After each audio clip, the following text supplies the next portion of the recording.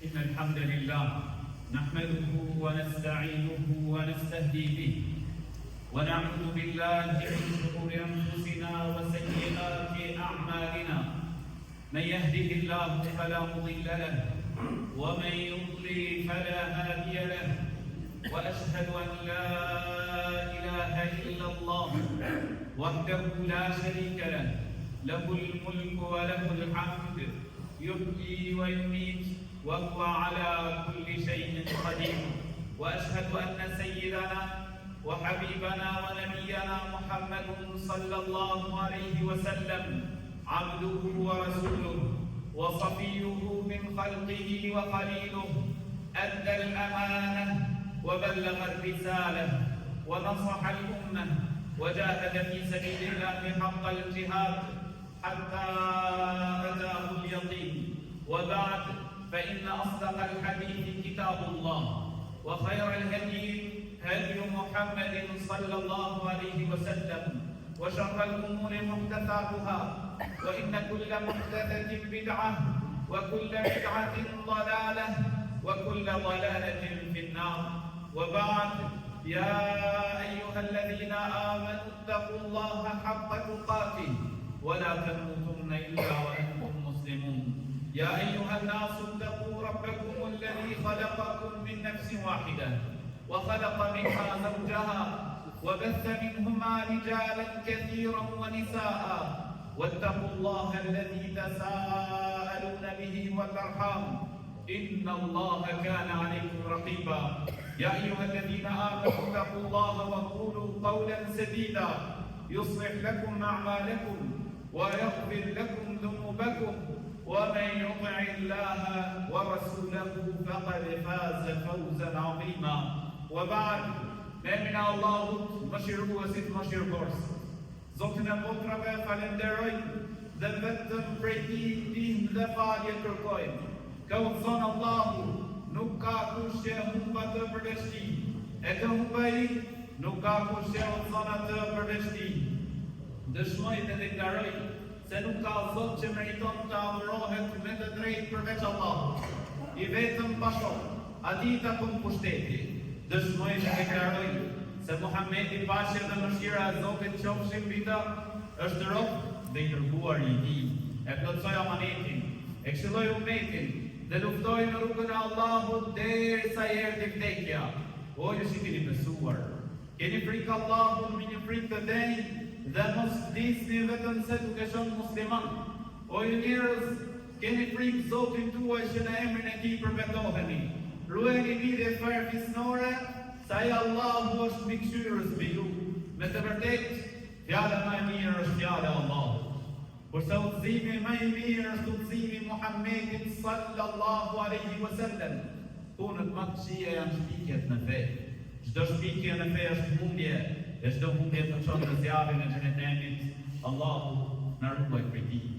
Vëllezër dhe motra, Zoti I Gjithësisë në Kur'an na flet një herë për xhenetin, për na nxit që shpresojmë, për na nxit ne si besimtarë, që shpresojmë në shpërblimin e Allahut të lartësuar. Por një herë tjetër, Zoti I Gjithësisë në Kur'an na flet për zjarrin e xhenemit, për dënimet e mëdha të zjarrit të xhenemit. E kjo që të na tërheq përrejtjen që Zoti I Gjithësisë është mëshirëplot, por Allahu I lartësuar nga ana tjetër ata të cilët mohojnë dhe bëjnë vepra të cilat bien ndesh me urdhrin e Zotit I dënon rënd. Vëllezër dhe motra, ditën e gjykimit, njerëzit do të ndahen në 3 kategori. Një kategoria e parë janë ata të cilët do të hyjnë në xhennet. Ata të cilët do të futen në xhennet, pra besimtarët. Ata që besojnë Allahun e lartësuar, ata që besojnë dhe pasojnë profetin sallallahu alaihi wasallam. Besimtarët e çdo populli do të hyjnë pranë xhennet. Më pas është kategoria e dytë, janë ata besimtarë të cilët janë gjunafçarë, të cilët I kanë shkel kufijtë e Allahut të lartësuar, por janë rujt prej hyrëparisë. E këta janë një pjesë e tyre të cilët do të dënohen për një afat në zjarrin e xhehenemit, e më pas do të dalin dhe do të hyjnë në xhenet. Ndërsa pjesa e tretë, grupi i tretë, janë ata mohuesit, të cilët kanë mohuar Allahun e lartësuar, kanë mohuar urdhrat e Zotit gjithësisë, e ata do të përfundojnë përjetësisht në zjarrin e xhehenemit. Allahu na ruaj prej tij. Besimtari dhe besimtarja, gjithmonë në jetën e tij, duhet të synoj atë grupin e parë, të jetë prej atyre të cilët hyjnë në xhenet pa dënim, hyjnë në xhenet pa u dënuar, që Allahu na boft të gjithë prej tyre. Vazhdimisht, besimtari duhet të përshëndrohet dhe të jetë besnik asaj rrugës së drejtë, rruga e profetit sallallahu alaihi wasallam, sepse dita ditës përballemi me sprova të ndryshme. Dëgjojmë njerëz të ndryshëm që një ditë besimtar, një ditë tjetër jo besimtar, e patjetër besimtari ndjehet i friksuar se Zot na ruaj me pas një përfundim të tillë, Zot na ruaj me pas një përfundim të keq. Ashtu ishte edhe tradita e profetëve të Zotit, që i friksoheshin devijimit. Imagjinoje ti profeti i Zotit Ibrahimi alayhis salam, njëri prej 5 profetëve më të dalluar të Allahut lartësuar, njeri që kishte sakrifikuar rrugën e Zotit gjithësisë, gjithçka Ibrahimi alayhis salam, por prej lutjeve të tij që përmend Zoti i gjithësisë në Kur'an është وَجْنُبْنِي وَبَنِيَّ أَن نَعْبُدَ الْأَصْنَامَ. O Allah, më shmang mua, më ruaj mua dhe pasardhësit e mi nga adhurimi i idhujve. Më pas e përmend edhe një ndër shkaqet ku thot ato me të vërtetë kanë devijuar dhe i kanë çuar në humbje shumë njerëz. Vllai dhe motër, edhe gjatë historisë ka pas dietar të zgjedhur të Metit që i kanë shërbyer deri në frymën e fundit fesë Allahu të lartësuar, por e kishin frikën prej devijimit. E ndërta ishte edhe Imam Ahmedi, Zoti e mëshiroft, ku në momentet e fundit të jetës së tij, njëherë përmendej e njëherë i bindet fikët. Dhe në njërën prej tyre momenteve kur përmend, po thoshte jo akoma, jo akoma. Njerëzit që rrethonin u çuditën kur u përmend për herë tjetër, i thanë o Imam, të dëgjuam që po thua jo akoma, përse? Thanë erdhi shejtani dhe më tha, më shpëtove o Imam Ahmed, por i thash pra jo akoma, sa akoma nuk kam ndërru jetë. Pra njeriu duhet vazhdimisht me kërku ndihmën e Allahut të lartësuar që të na ruaj në rrugën e drejtë. Nuk ka dyshim se sa do i udhëzuar tjetë njeriu, asnjëherë nuk i garantohet përfundimi i mirë. Asnjëherë nuk duhet të ndjehet i sigurt nga devijimi, sepse vetëm Allahu është ai që i mban zemrat e forta, e i mban zemrat e robërve të tij të qëndrueshme në fe. Allahu na ka treguar her pas here njerëz të cilët ishin të udhëzuar dhe devijuan. Madje ka ndodhur edhe në kohën e profetit alayhi salatu wassalam, ku tregon Enesi, Zoti qoftë i kënaqur prej tij, se një burr prej Beni Najjar e pranon Islamin, afrohet tek profeti sallallahu alaihi wasallam, saqë u bë njëri prej atyre 10 prej shokëve të profetit alayhi salam që shkruanin shpalljen pra që i zbriste profetit sallallahu alaihi wasallam. Madje thotë Enesi, arriti sa që ky njeri e mësoi surën Al-Baqara, e mësoi edhe surën Ali Imran, por pastaj si duket i hypi vetja në qef dhe u kthye, u mashtrua dhe u kthye tek populli i tij si mohues. U kthye tek jo besimtarët si mohues i Islamit, devijoi dhe u bë pra shafir Zotin e ruajt. E kur shkoj atje, nuk u mjaftua me këtë, po filloi edhe të tallej me fenë Allah të lartësuar. Filloi edhe të tallej me shpalljen që i zbriste profetit sallallahu alaihi wasallam, derisa Zoti i gjithësisë ja theu shafin, siç tregon Enesi, Zoti qoftë i kënaqur prej tij. Thot e morën për ta varrosur, por kur nxit ditën tjetër e gjetën trupin e tij jashtë toke. E varrosën përsëri ditën tjetër toka e kishte nxjerrë trupin e tij. E varrosën përsëri toka e kishte nxjerrë dhe më pas e kuptuan se ky ishte një dënim prej Allahut të lartësuar për këtë njeri dhe ashtu e u larguan.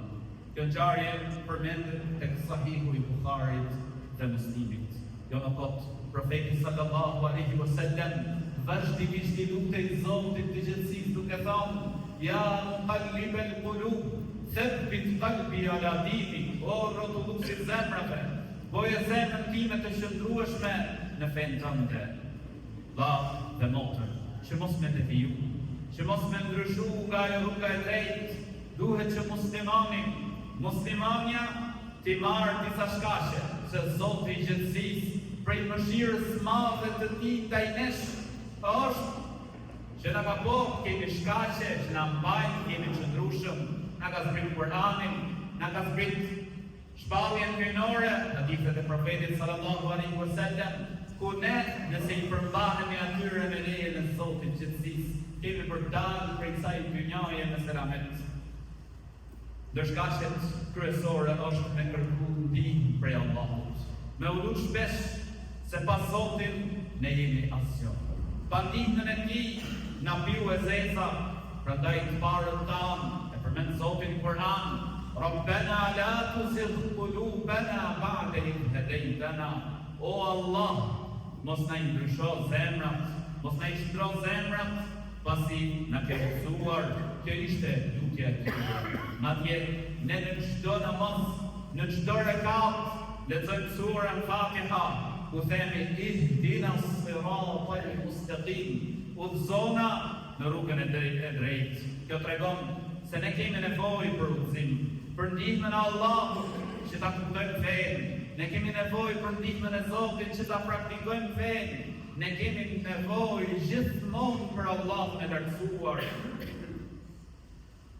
Po ashtu të parë thanë, nuk është vazhdimisht duke thënë: Allahumma arina al-haqqa haqqa warzuqna ittiba'a. O Allah, na e tregon të vërtetën të vërtetë, na e bë ta shohim të vërtetën të vërtetë dhe na mundëso ta pasojmë atë. O Allah, na e tregon dhe na mundëso ta shohim të kokën si të kokë dhe o Zot, na mundëso që t'i largohemi asaj. Vllai dhe motër, duhet që njeriu me qenë modest, duhet që njeriu me qenë i thjeshtë. Thjeshtësia është cilësia e besimtarit, modestia është cilësia e besimtarit dhe besimtares. Nuk i shkon muslimanit me qenë vodu, nuk i shkon muslimanit me qenë mendjamat, sado t'jesh i ditur, sado t'jesh orator, apo sado t'jesh ndjekës dhe pasues. Ti gjithmonë duhesh me qenë mirënjohës ndaj Allahut të lartësuar. Gjithmonë duhet me pas kokën ul para të Madhit Zot, se ti pa Allahun e lartësuar, se ne pa Allahun e lartësuar, asgjë nuk kemi në këtë dynja dhe në atë dynja. Suksesi gjithmonë duhet me ditë se është në dorë të Zotit gjithësisë. Mos e haro asnjëherë historinë e parë. Allahu i lartësuar e përmend në Kur'an dhe përmend Zoti i gjithësisë që ne të nxjerrim mësime për historisë së tij. Allahu i lartësuar ja pat mundësua atij që të kishte pasuri të shumë. E ai i hypi vetja në qeft dhe mendonte se ishte dikushi, se ai nuk kishte nevojë për Allahun e lartësuar dhe u tregu arrogant dhe mohues ndaj Zotit gjithësisë. E Allahu subhanahu wa taala e bëri shembull për gjithë njerëzimin, e fundosi atë në tokë bashkë me pasurinë e tij. Robi duhet më kujdes se prej kujt e merr dijen dhe me kënd këshillohet shejtanit, mohuesit, thirrësit e rrugës së keqe. Vazhdimisht thrasin, vazhdimisht reklamojnë punën e keqe, vazhdimisht reklamojnë devijimin e muslimanit. Duhet me u tregu i kujdesshëm, mos me rënë prit e tyre, po dhe i fjallë Zotit që u stiknashur prej tij. E pyet profetin sallallahu alaihi wasallam, ku I thot, a do të ketë pas këtij hajri, pra pas këtij udhëzimi, a do të ketë ndonjë sherr? Profeti alayhi salatu wassalam tha, du'atun ala abwabi jahannam. Do të ketë thirrsa në dyert e xhehenemit, men ajabahum ilayha qadhafuhu fiha. Kush I përgjigjet atyre për nxjerrjen e tyre, ata do ta hedhin atë në zjarrin e xhehenemit. Allahu na ruaj. Vllai nderuar, motër e nderuar, prej shkaqeve që na bëjnë kimi qëndrueshëm është ta pranojmë këshillën dhe të pendohemi kur gabojmë. Nëse vazhdon me kryenësi, nëse vazhdon me gabimin tënd, nëse vazhdon në mendjemallësi, atëherë njeriu rrezikon që me deviju nga rruga e drejtë, me deviju dhe me përfundu në humbje.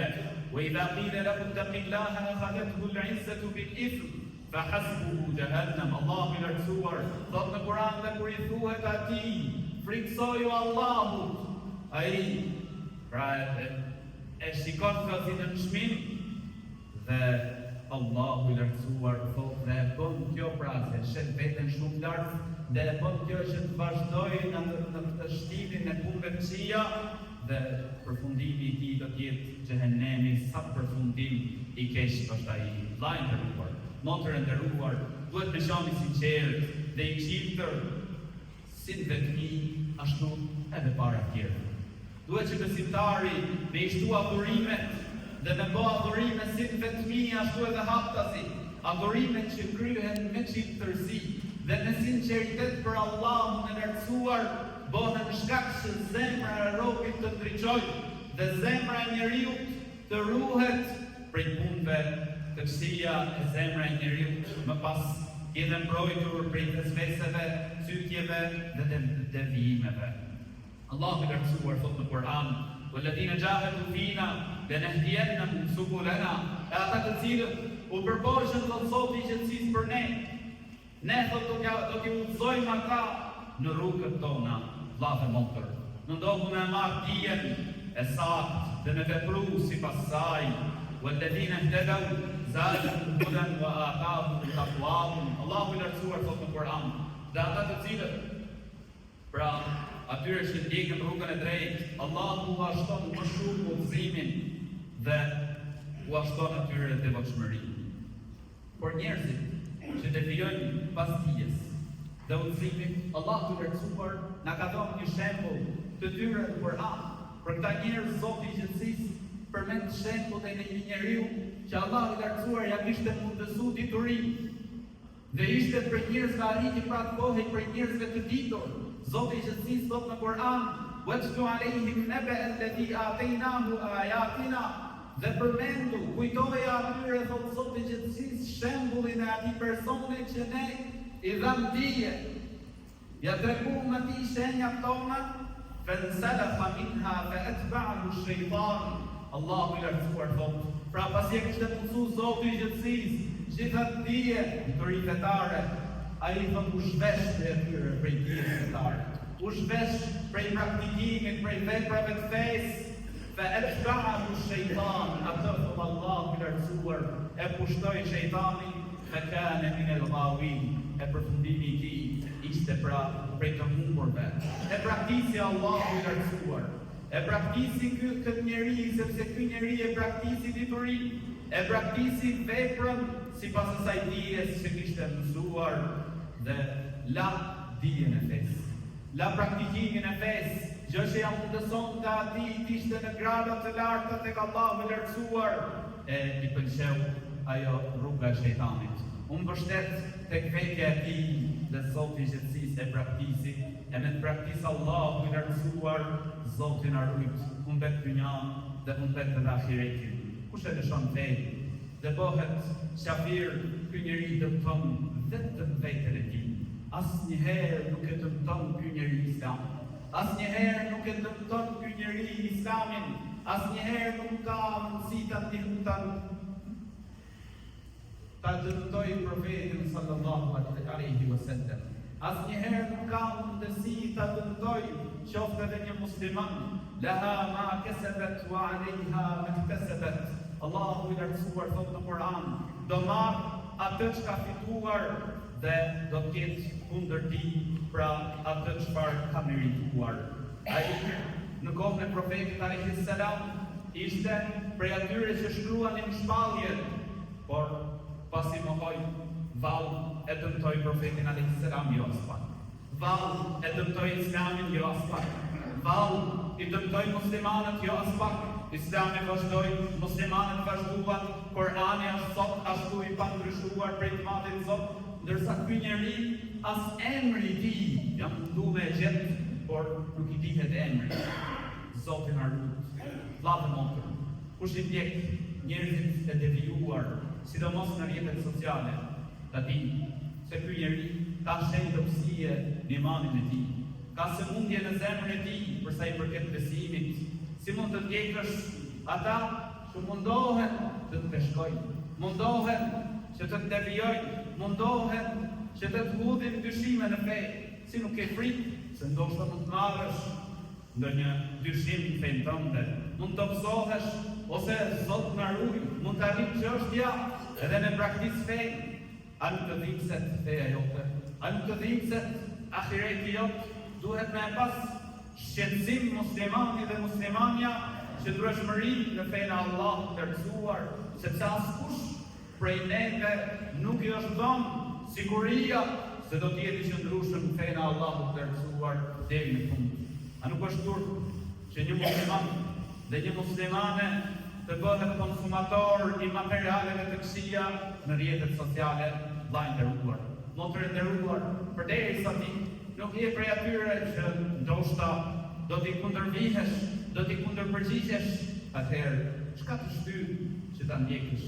Çka të shtyn që ti dëgjosh njerëzit e devijuar? Mundohu të shtosh diturinë fetare, mundohu që të përmirësosh veten dhe familjen tënde. Njëri prej të parëve thotë, nëse do shpëtim nga dyshimet, atëherë mos u bëj si puna e spunxherit. Lusë Allah me lartësuar që t'i bëjt të bishme këto që gjuam, wa aqulu qawli hadha, wa astaghfirullaha li wa lakum, wa lisa'iril mu'minina min kulli dhanb, fastaghfiruhu innahu huwal ghafurur rahim.